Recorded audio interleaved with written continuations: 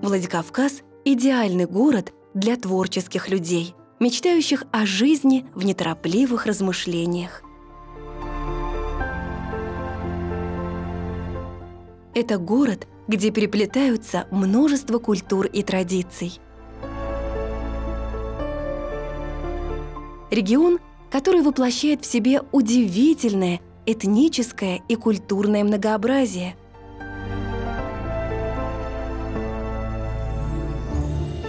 Сохранение культурной среды – задача не менее существенная, чем сохранение окружающей природы. Если природа необходима человеку для его биологической жизни, то культурная среда столь же необходима для его духовной оседлости, для его привязанности к родным местам, заметил академик Дмитрий Лихачев еще полвека назад. Точнее не скажешь.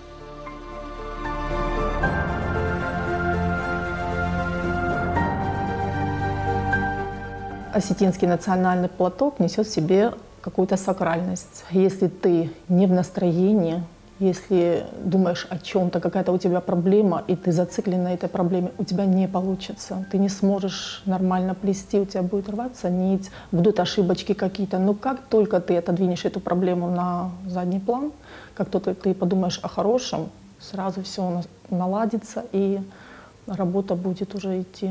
Я даже слышала когда-то, что тесто может не подойти, если ты его с какими-то непозитивными мыслями замешиваешь. Точно так же и в плетении платка нужны обязательно хорошие мысли.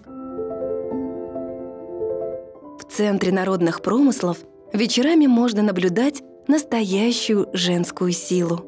Здесь собираются те, кому интересно плетение старинных осетинских платков.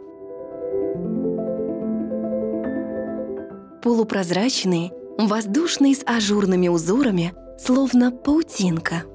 Платки у девушек получаются легкими, изящными и нежными. Работа невероятно сложная и кропотливая. На создание аксессуара уходит до 2 месяцев. Я на самом деле никогда бы не подумала, что настолько сильно могу влюбиться вот в это ремесло. Это больше, чем просто хобби. Это не просто какое-то увлечение. А приходя сюда, ты понимаешь, что ты автоматически становишься такой, возможно, на сегодняшний день пока небольшой, но в глобальном смысле довольно-таки большой частичкой осетинской культуры. Мне кажется, даже те девушки, которые на сегодняшний день сюда ходят, до конца еще не осознают и не понимают всей той силы, всей той ценности, которую мы в дальнейшем будем нести.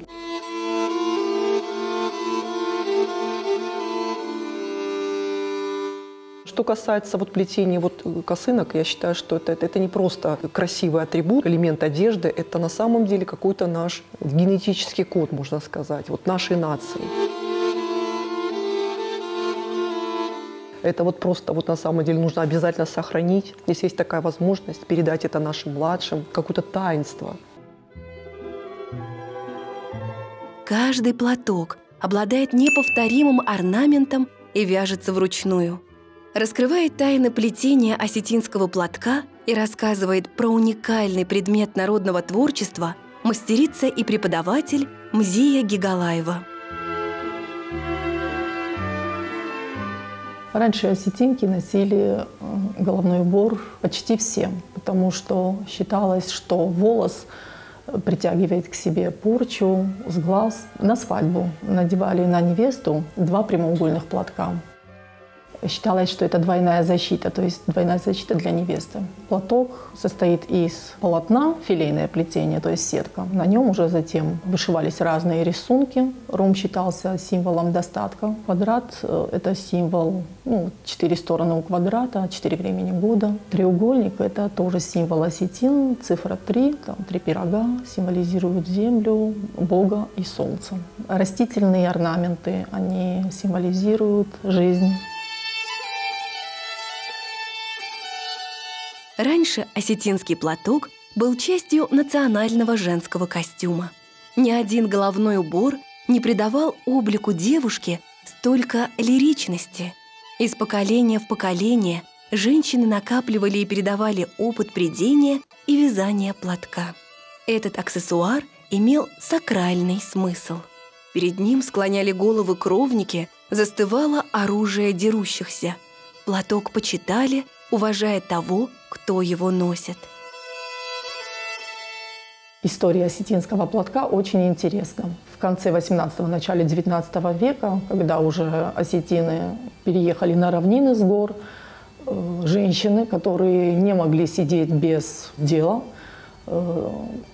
начали разводить тутовый шелкопряд. То есть там были тутовые деревья, и они сообразили, что можно вот производить свой шелк и начать плести из шелка этого платки. Когда они жили в горах, там из шерсти, они занимались шерстью, а тут уже появился свой шелк. В наше время это не сохранилось, потому что это очень тяжелый труд добывать шелк. И сейчас девочки и женщины покупают именно в интернете.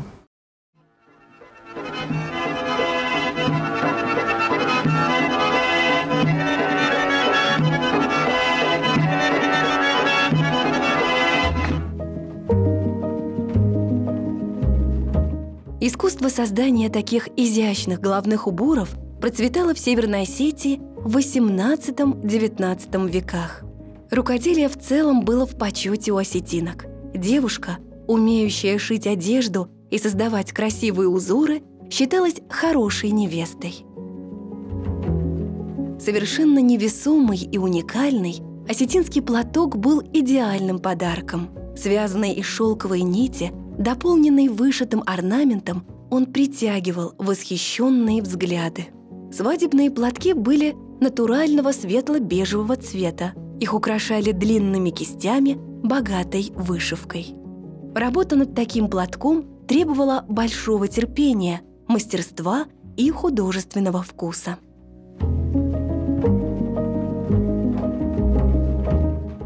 Изначально я всем говорю, что прежде чем начать плести, нужно настроить себя на то, что это тяжелый труд. Нужно обязательно иметь терпение, усидчивость, обязательно думать о хорошем. И на наших занятиях очень часто взрослые женщины делятся своими какими-то историями с молодежью. То есть у нас настолько увлекательно проходят наши занятия, настолько интересно. Я уже не говорю о том, что у нас там необыкновенная аура в центре промыслов. Это тоже очень им нравится. То есть им хочется всегда приходить. Вот они ждут занятий, чтобы прийти, пообщаться, заняться этим делом.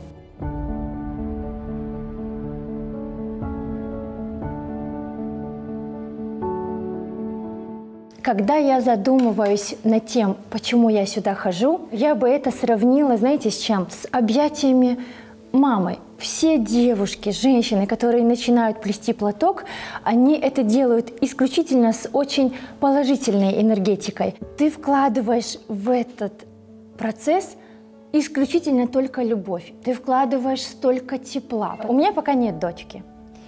Дай бог, возможно, когда-нибудь будет. Если не будет дочки, дай бог, у меня будет внучка. И мне очень хотелось бы, чтобы когда-нибудь вот платок, который я сплету, ей остался по наследству. И вот вы знаете, вот к чему я начала про мамино объятие, я на сегодняшний день в него, правда, очень много любви и тепла вкладываю.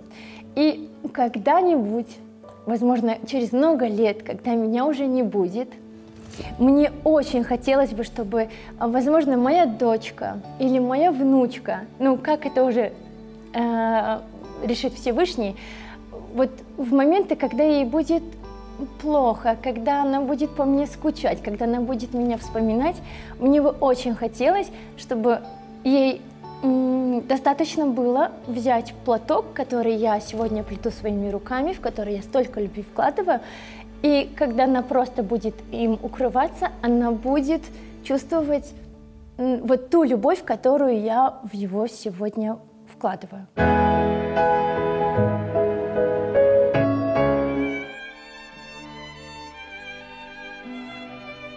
Умение плести традиционные платки в Осетии бережно передают из поколения в поколение.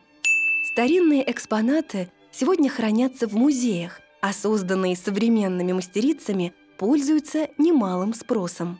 а потому есть и умелицы, и народное творчество не будет потеряно, считает Мзия Гигалаева. Девочки приходят ко мне с разными пожеланиями. То есть одна ученица хочет сплести платочек сестре своей, другая хочет маме сплести, третья дочери, четвертая сыновьям. У кого-то там 3 сына, у кого-то 4 сына, есть такие у меня девочки. И хотят именно, чтобы у каждой невесточки осталась вот частица ее труда. В 60-е и 70-е годы был утерян интерес к национальному платку. Невесты наши начали заказывать к своему главному дню, к свадьбе, ткань для фаты, то есть не плели платочки. К счастью, сегодня возрождается интерес ко всему национальному, в данном случае к платку, к плетеному платку. Очень многие невесты хотят именно плетеный платок, и большинство хотят сплести его сами.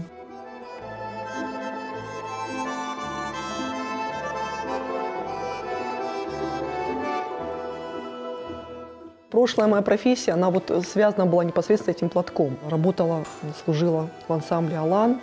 И что я хочу сказать, это далекий 90-й год, когда я только пришла в коллектив. Тогда было всего лишь 3 такие косынки. Они настолько были ценными, понимаете как, что их выдавали на определенный танец. Все.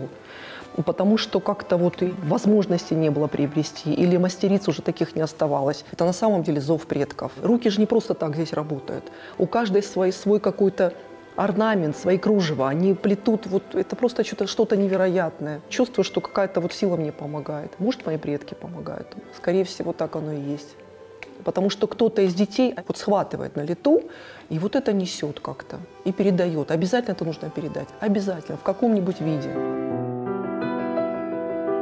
Вязание осетинских платков не просто ее хобби, это и ремесло, и основная работа. Вся деятельность Мзии Гигалаевой направлена на популяризацию и сохранение этого промысла. «Мы вдохновляемся традициями и культурным наследием наших предков», — говорит Мзия. «Осетинский платок возвращает нас к корням, хранит в себе частичку прошлого и позволяет сохранять национальную идентичность. Поэтому особую значимость приобретает необходимость передачи следующим поколениям традиционной народной культуры». Изначально мой педагог, которая меня обучала, предложила мне проводить в Центре промыслов мастер-классы для туристов. Им это было очень интересно. Они с удовольствием смотрели на этот процесс, слушали, могла им рассказать какие-то истории наши. Им это очень-очень нравилось. Далее мне предложили преподавать, то есть проводить занятия и уже учить желающих этому ремеслу. Я очень рада тому, что меня уговорили, потому что я поняла, что это вот дело в моей жизни, мне это очень нравится. Передавать вот эти знания, делиться своим опытом каким-то. Помимо того, что я преподаю и доношу какие-то знания свои до своих учениц, я еще и сама заряжаюсь от них энергией. Резать узелки не разрешаю на полотне, ни в коем случае.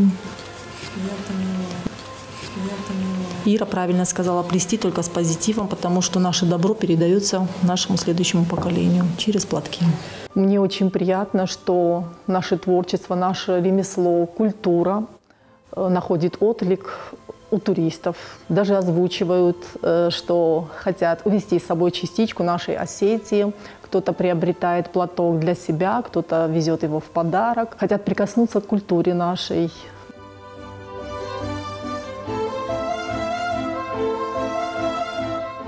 Я осознаю ценность того, что я делаю. Это не просто увлечение, а именно передача культуры, передача знаний. Мне очень хочется, чтобы девушки носили платок. И на свадьбах. Желательно, чтобы невеста выходила замуж именно в новом платке. С какими-то мыслями позитивными. То есть, если сама себе невеста плела платочек, как в старину, она свое желание, какое-то свои пожелания вплетала в каждый узелочек и верила в то, что эти все желания сбудутся, и она будет счастлива.